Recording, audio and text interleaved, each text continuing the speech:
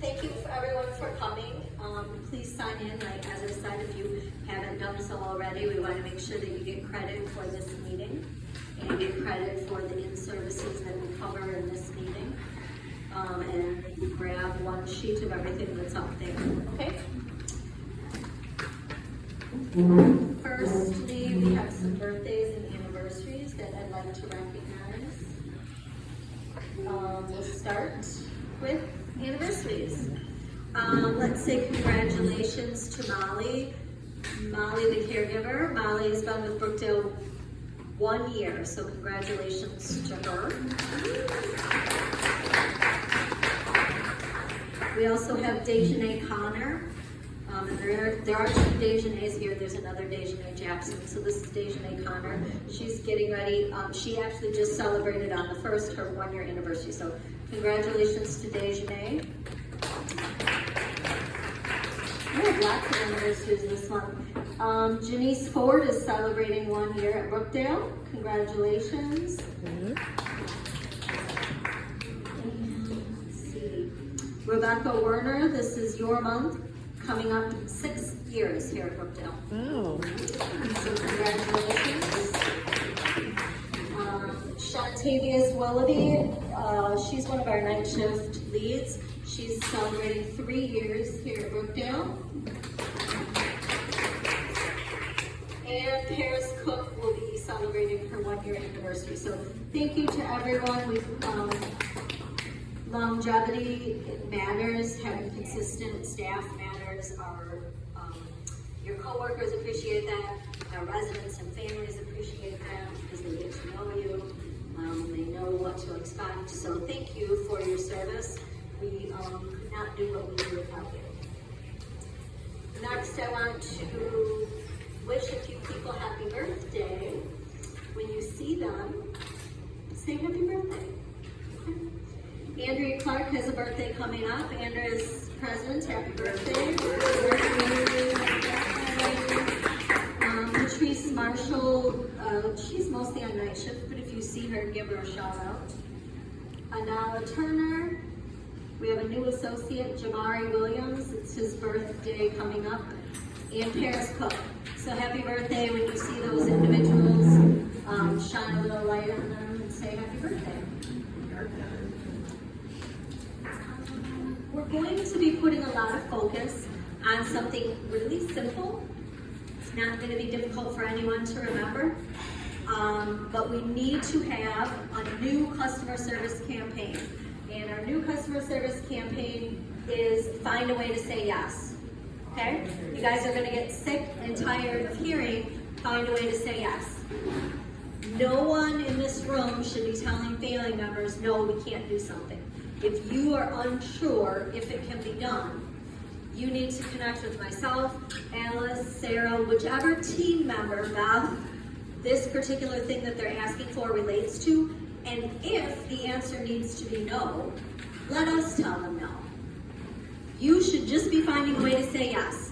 You need to just remember one simple phrase, let me see what I can do for you. And then actually see what you can do for them, right? If you think it's something we can't do, don't be the person that says no. Just say, let me see what I can do for you, and then go follow up. They don't need to know the 78 things that you need to do to see if we can say yes. They don't care. When you go to a restaurant and you say, I would like no bun with my sandwich, do you care all of the things that the cook may have to do to not give you a bun? You don't care. You just want, when your food comes, to not have that bun. You don't want the waitress to say, well, I'm going to have to go ask my manager if we can do that, and then she's going to have to probably go talk to the cook, and we might have to get the manager. Nobody cares. Nobody cares about any of that stuff. So, one simple phrase, let me see what I can do for you. We're going to be having some buttons. If you're wearing your button and can answer the questions, you're going to get a reward. When we hear from family members that you have a say yes spirit and you're finding a way to say yes, we're going to have some different kudos cards, we're going to have some different incentives, because we need to have a say yes attitude. Every single person in this room, we need to figure it out and find a way. I don't want to hear, well, we're not allowed to do laundry. Let me see what I can do for you. And then you go connect with Dorothy or you go connect with Beth and say, it's not this person's laundry day, but their family is asking us to do laundry. And I have been told not to meddle in the laundry. So what should I do? And then we're going to take it from there and either give you further instruction or figure it out for you. But you are not the person that needs to say no. My dad needs a shower today. They don't need to hear, but it's not my shower day. Who cares? Let me see what I can do for you. Then you go get with Sarah, you go get with Angela, you go, is Cindy here? We need to introduce her. You go get with Cindy, and we as a team find a way to say yes. Maybe we can't give them a shower that second, but we can figure that out, okay? So, just a little example of this. You guys all have a sheet here. It's a picture of a person holding a sign and 3 choices, okay? The resident requests a picture to be hung, but maintenance typically fills that request. Okay, but they came and asked you. So based on the 3 choices here, I want you guys to read those.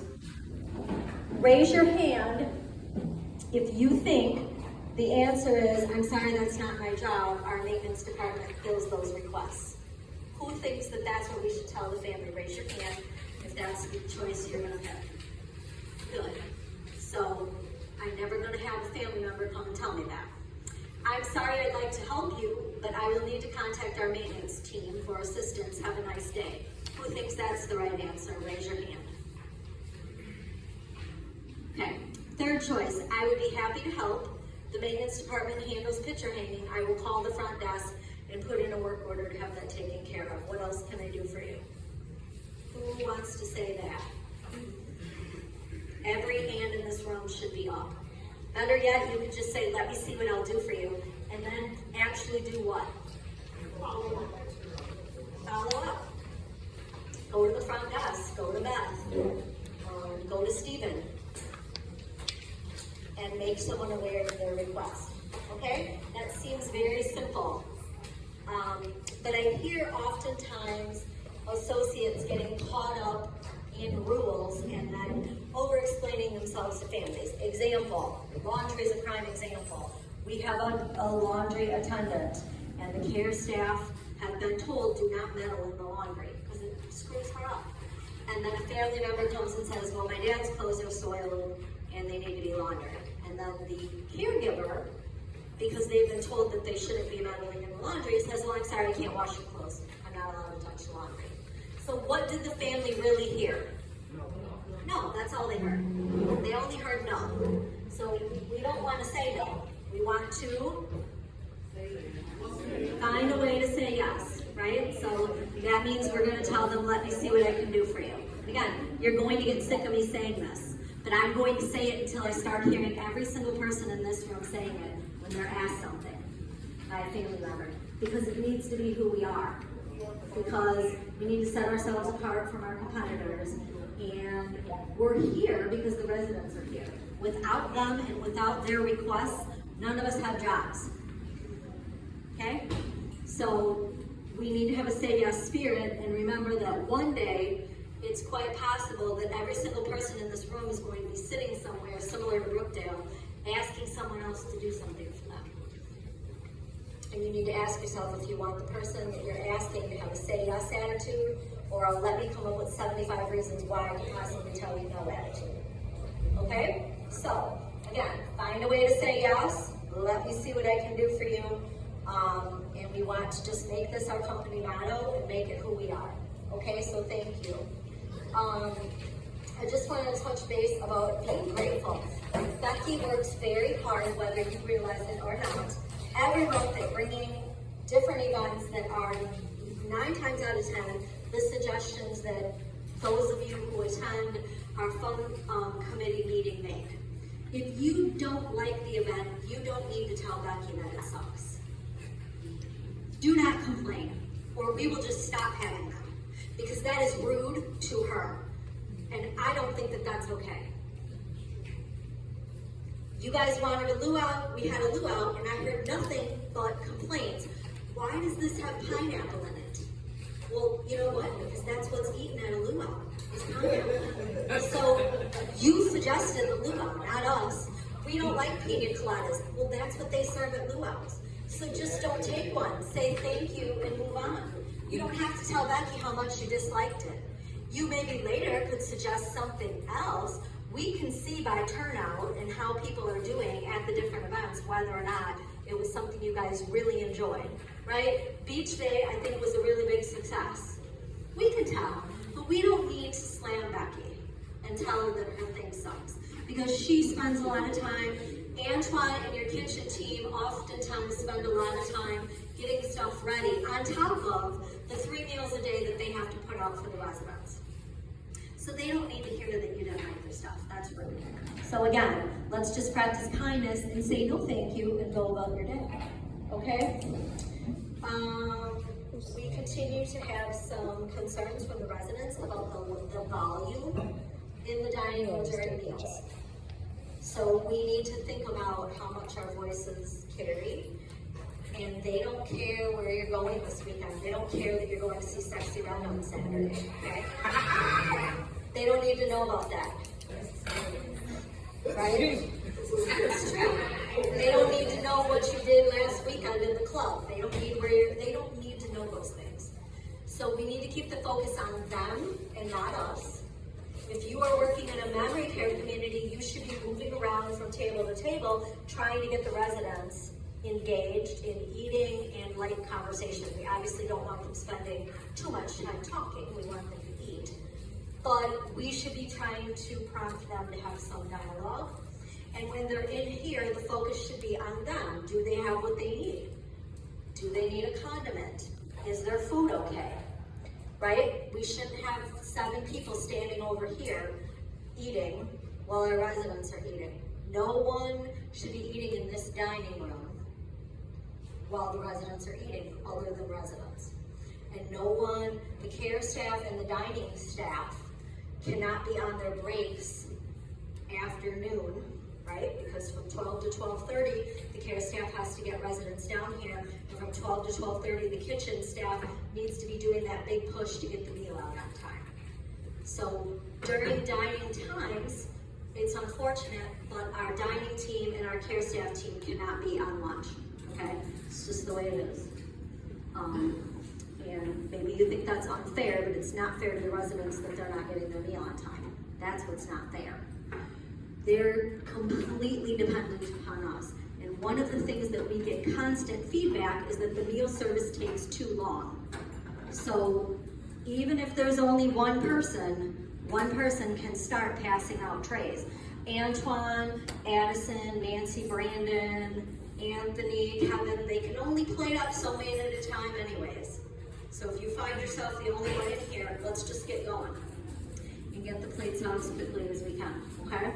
Because we can work as a team and improve in that area, because that's a consistent concern I hear from our residents. And when they make a concern brought up month over month over month and we're not changing, what would you think if you were them? That nobody cares. That nobody cares, right? That's how you guys would feel. If you told me the same thing 87 times, it's hot in here, and I was just like, okay, I'll make it cooler. And then it was never cooler, right? It's different if I come back to you and say, I did let Stephen or Beth know, and I'm sorry that it's not cooler in here. We have a problem today with heating, whatever. But the residents feel the same way. They want to be validated and feel like they're heard, okay? And again, it's our job to find a way to say yes, and they're letting us know it's taking too long to get their meals to them. So whether you think that's a valid concern or not doesn't matter. It's important to them, so we need to make it a priority to us. Okay? I do think that we're doing better with call lights. Continue, please, to work as a team. That goal is no call light should be over 15 minutes. Because again, while we may think we know what the resident wants, they may be on the floor. They may be choking. They may have an actual emergency. And those call lights are life safety devices. Yes, oftentimes they want a Kleenex. They need something else. But if they need a medication, how do you feel when you don't feel well? If you're able to get up and just go get yourself a Tylenol, go get yourself an ibuprofen, they have to actually wait for whoever answers their light to then go tell the med tech. The med tech may be in the middle of giving meds to someone else, so they may have to wait 15 minutes or 20 minutes. And when you don't feel well, if you feel like you're gonna throw up or you're having pain, 15 or 20 minutes could feel like an hour. Okay, so we want to have empathy and we want to respond accordingly and treat them the same way that we would want to be treated. Okay? Sarah is going to give a little talk on infection control and prevention. And then I have Becky. She's going to just talk to you about some resources that Brookdale has, Associate Employee Assistance Program, and some other things. I'm going to try to every month highlight some different benefits that Brookdale has. There's so many. I would be lying if I told you I knew what they all are, because I don't. But there's lots of things that come my way that I think, oh gosh, it would be great if associates knew more about this. There's a benefit out there for those of you, if you're an associate here and you're diabetic, and you are an associate here, where you can get help with a meter and get set up with a dietitian and some other things. So I think we need to just do a better job, I need to do a better job showcasing some of the benefits that we have. Before we let Sarah go, I want to introduce Cindy. Everyone, this is Cindy. She has officially been kicked out of the nest and is officially off of orientation. So you may have seen her around the building. She's finished her 6 weeks of orientation. And we did everything we could to make sure that we gave her that time. This is Cindy Fredrickson. She's our new Health and Wellness Coordinator, and she will be overseeing crossings and half of assisted living. So many of you may have remembered Michelle. Cindy is the new Michelle, okay? So this is who we are going to go to for that second half of AL. Sarah, you want to tell me the numbers? 101 to 129. 101 to 129 in assisted living and crossings. So please do your best to be patient with Cindy. It's a big building. There's a lot of you, a lot of names, a lot of residents for her to learn. She's still learning policies and procedures. She's doing the best she can. So just please be kind and have patience with her. And we just want to welcome her, okay?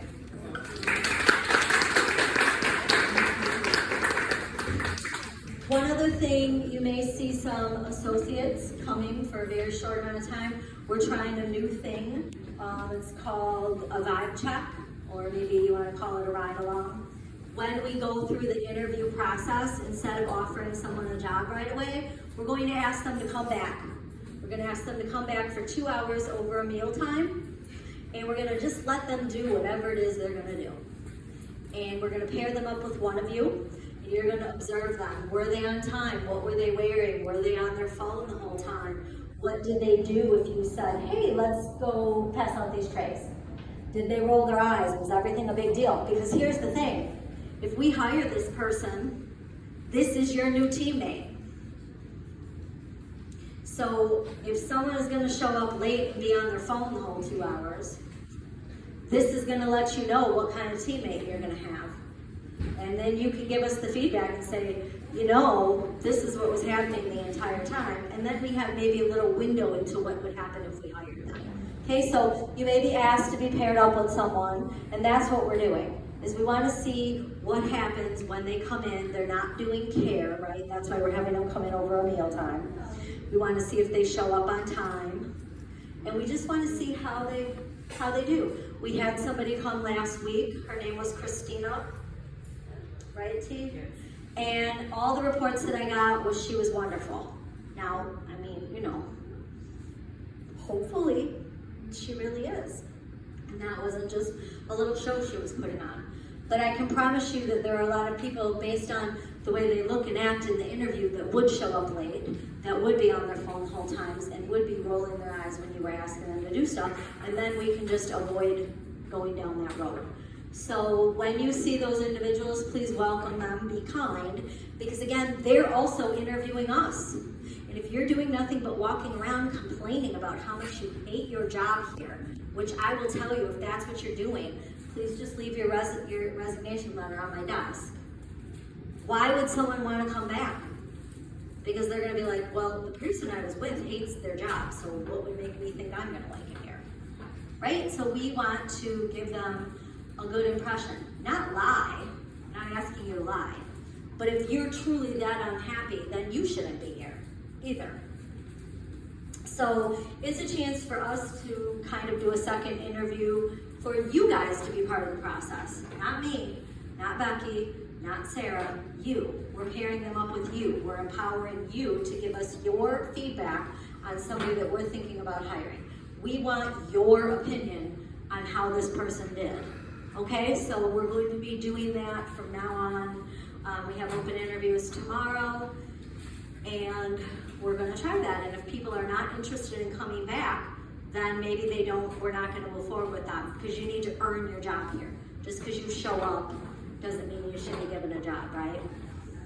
Maybe we need to do a little go above and beyond to get the job. Okay? Does anybody have any questions about the things that I have brought up or talked about? Okay, I'm gonna let Sarah go. She has a talk to you guys about infection control.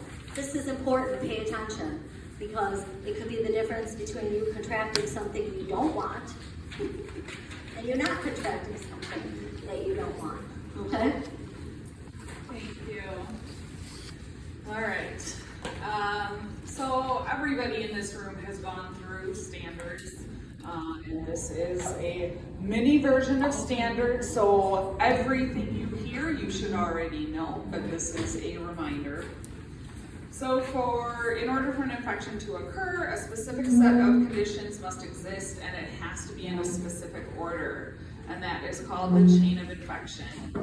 In the chain, there are 6 links: infectious agent, reservoir, portal of exit, method of transmission, portal of entry, and susceptible host.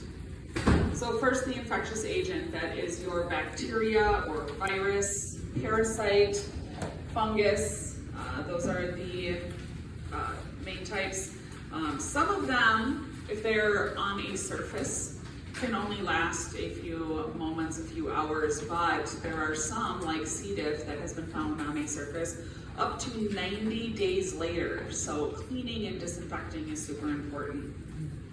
The reservoir, that is all of us. We are reservoirs. So our animals, insects, food, soil, water. A reservoir is just where can that infectious disease live and grow. We can be a reservoir and not be sick. We can still carry that and spread it to others even though we feel healthy. So again, standard precautions are important always. We have the portal of exit, so that is how is that infectious agent leaving the reservoir. Typical ways are going to be your nose, mouth, open wounds, your GI tract, urine, blood, and body fluids. And then how it leaves, the method of transmission can be direct or indirect. Direct would be I sneeze in your face. Indirect would be I sneeze on the table and you touch the table and then you touch your face. Portal of entry is how is it entering you. So it is basically the exact same as the portal of exit. It's going to be your nose, mouth, open wounds, GI tract, urine, blood, body fluids, also catheters, feeding tubes, IVs, any extra stuff like that that some of our residents might have. And then you need the susceptible host. In a community like this, we have lots and lots of susceptible hosts. And so again, why standard precautions are super important. So how does it spread? A few ways we're going to talk about contact. This is the most common. And again, that is going to be direct or indirect contact, very similar to the method of transmission. We have droplet. Droplet would be an example of the common cold. And that is a spray of droplets caused by coughing or sneezing. So if I have a cold and I'm sitting here sneezing all over you guys, it's very likely you might get it. But this can also, again, be direct or indirect, because I, like stated before, can sneeze on the table and you touch the table. Airborne, these illnesses travel through the air and they can travel a short distance or a very long distance, but luckily there are only a few transmitted this way. And a couple of them are TB, measles, and chickenpox.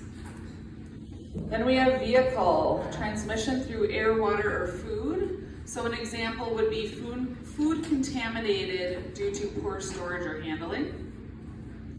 You have vector. This could be like a mosquito with West Nile virus. The mosquito has it, it bites you now get it.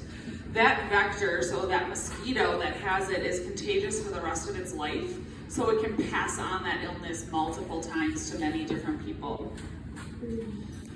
Risk factors for infection. We all have our own defenses to try and prevent infection, but for some of us it may work better than others.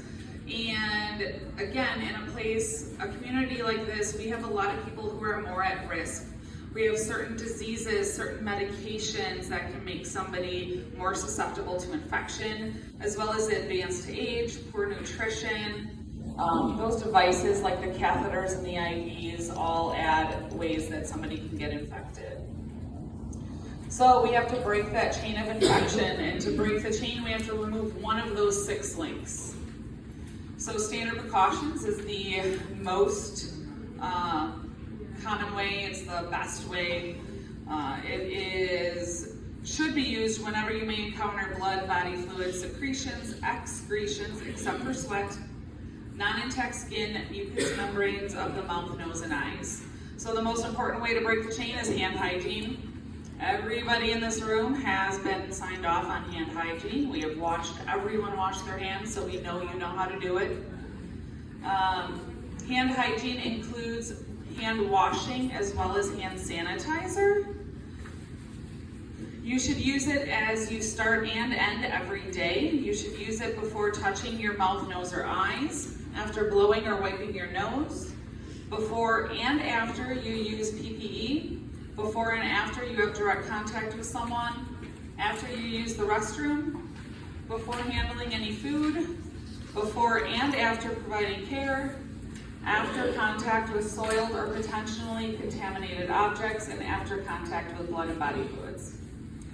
You should use soap and water instead of hand sanitizer in a couple situations, and that would be if your hands are visibly dirty, before you handle food, after you use the bathroom, and after helping somebody else use the bathroom. And that's because there are a couple infectious agents that cannot be killed with hand sanitizer, and so those are most definitely you want to use soap and water. If you're in a situation, you're out in public and you have to use a porta potty, they don't have soap and water, it is okay to use hand sanitizer until you can get to soap and water.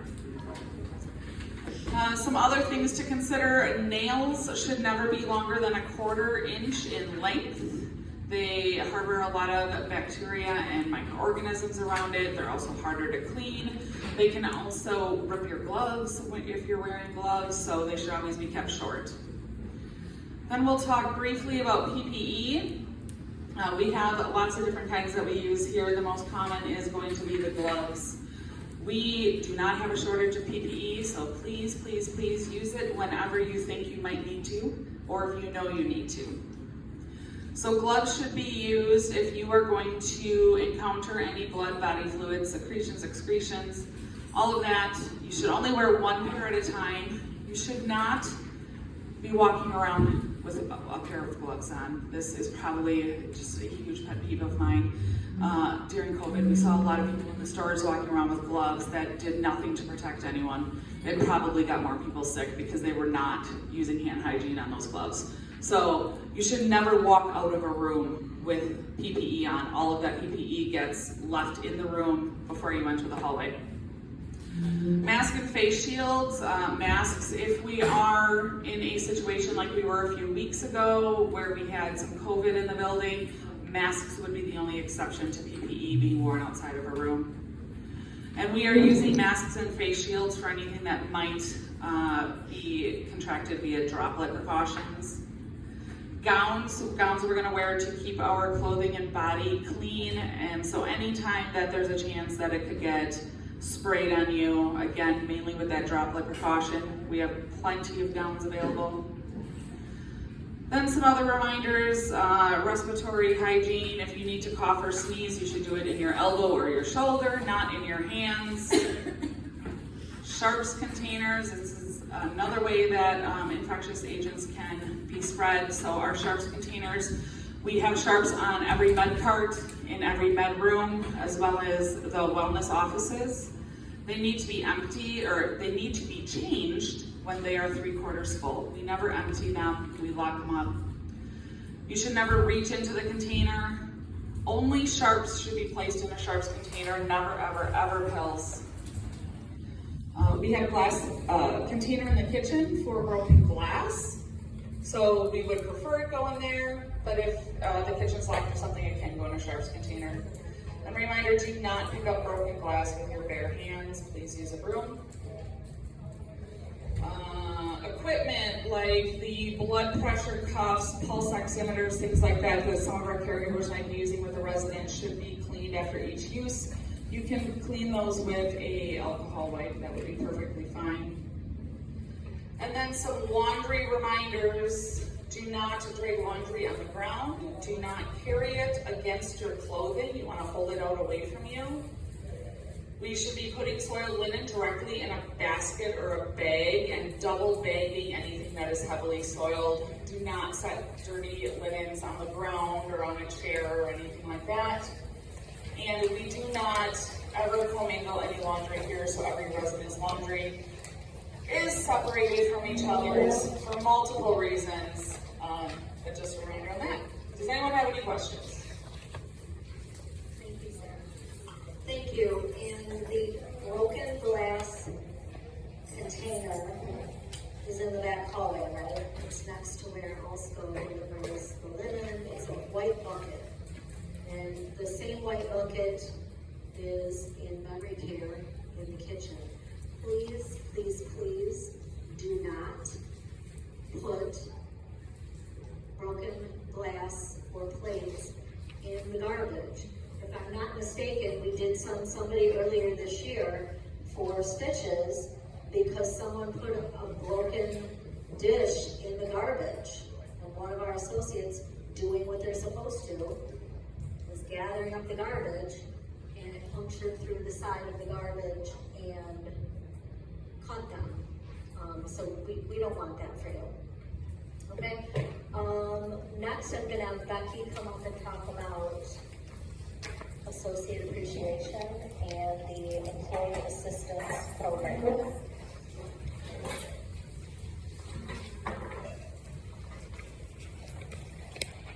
Okay, so you guys are going to see a bunch of forms out. One is going to say a guide to using guidance resources online.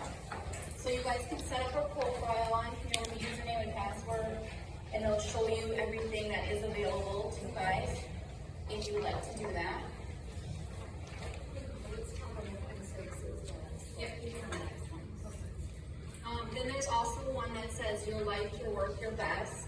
This one has a phone number at the bottom that you guys can call. It is 24/7, so anytime.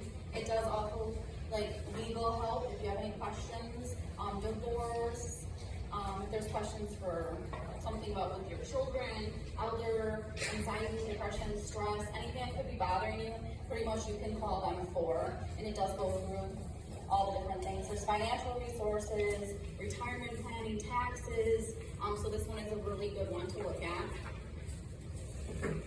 And just so you know, if you sign up for any of these services, your employer, i.e. this community, is not notified. So it's completely confidential. I don't get a report saying Bob Jones signed up and called and said that they were feeling depressed. I don't get that. The corporate office just gets statistics, right? They don't get your name either. They just get statistics so we know what these programs we should continue to keep offering are our associates using. So I do believe you can get up to three to four free counseling sessions even. And those can be used for yourself, a spouse that's enrolled, or a child, right, Becky? Okay, so just there are resources out there for you, and that's really what we just want to make sure you understand. And then the next one, it says well-being coaching. So this one is very similar, it's the same phone number, but it kind of breaks it down, the ones that they can assist you with, mostly burnout, balancing, goal setting, time management, again, stress, motivation, improving sleep. So all those resources are available to everyone. So if there's anything on there that you guys could use, please call the number and reach out. Then the next thing, it says September Associate Appreciation. So this is all our stuff that we're going to be doing for September. Our first thing will be on Thursday. It is National Cheese Pizza Day, so it's very exciting. Yeah. And then as you go down, you can see that we have a couple more things set up for September as well. Everyone seems kind of busy at 1:30, so if there is anyone available after this meeting and that can meet with me in the private dining room to go over some stuff for October, that would be great. And then our last sheet is September minute clinics, and those are just a bunch of minute clinics that we have from our program coordinators that are putting them on to hospice providers that come in for educational purposes, so you guys can learn more about helping with our residents. Does anyone have any questions on anything? Okay, so keep in mind, there is a list. It is up by the time clock. It tells you specifically which Relias or LMS modules you still need to do. So it will tell you if you attended the meeting in September, which is this meeting, you don't need to do these learning management modules, but you do need to do these. So everybody that attended today is going to get credit for the infection control LMS, right? Had you done that on your own, you would have been spending an hour having to watch the video and taking the test. Because you showed up today, you're going to get credit for that. It will tell you if there are additional modules that you need to do. Sometimes there's additional modules only for certain employees, like there may be a month when there's just things for the maintenance department. So we're not gonna make everybody sit through a 20-minute in-service on something that is only for maintenance, right? So they would check that board and see that they have LMS to do. Know this, when you guys clock in and out and tell me you were doing LMS, I know how long those modules are. Mary can run a report to see if you've actually done them. So if I find out that you guys are signing in and out, clocking in and out, and writing that you did LMS on the clipboard, and I don't see that any LMS were done, and you said you were here for 2 hours, and you didn't complete any modules, or you did 2 modules that were only 15 minutes each, that is time card fraud. So when you come in on your own to do these LMSs, you need to clock in and out, and you need to fill out the clipboard with the date and the time that you were here, because we also need to recode your hours to training, which is something you don't need to worry about. You're getting paid either way, but those hours come out of a different budget rather than the budget for the kitchen or the budget for caregiving. We have separate hours for training. So it's important that you clock in and out, because you should be paid for any time that you're working, and that is work. And we need to have an accurate representation of what you're doing. So please make sure that you're being honest, and when you're doing those LMSs, you're not fooling around, because I'm not going to pay you. If you clocked in for 2 hours and your LMSs were only 15 minutes each and there were 2 of them, I am not going to pay you for an hour and a half to be fooling around. Does anyone have any questions about any of the things that we went over? If you're not sure what LMSs you still have to do, I would highly recommend you get with Mary. Mary can run a report and she will tell you what is due. Because come November, everyone's going to be given a list, and what isn't done, some of you may not be eligible to keep working because it's a state regulation that you have these done. Okay, it's not a Brookdale thing. It's a state regulation that we have completed these trainings. We get the material for the training based on what the state tells us we need to be providing you with each year. And I know a lot of it is repetitious, but that is just the way it is. Does anybody have any questions? Well, I thank everyone. Hope everyone had a good Labor Day. And if you have anything additional, please feel free to reach out to me, Alice, or whichever team leader that you would need to contact, okay? Thank you and enjoy the rest of your day. Oh, wait, Nancy has something.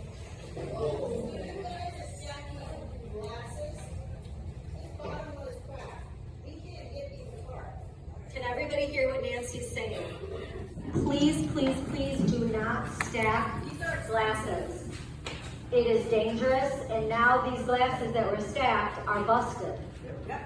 And oftentimes when they go to try to take them apart is when they bust, and that's dangerous. Also, a case of glasses is $54. Okay, and the number of cases of glasses that we ordered this year is ridiculous.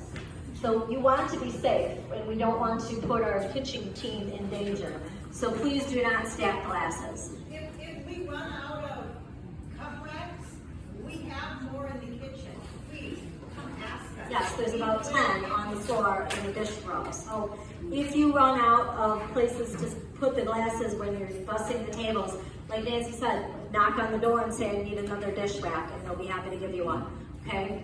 Because we want our kitchen team to be safe, and it could be you that happens to be trying to pull them apart and get it cut. So safety first. Thank you, Nancy.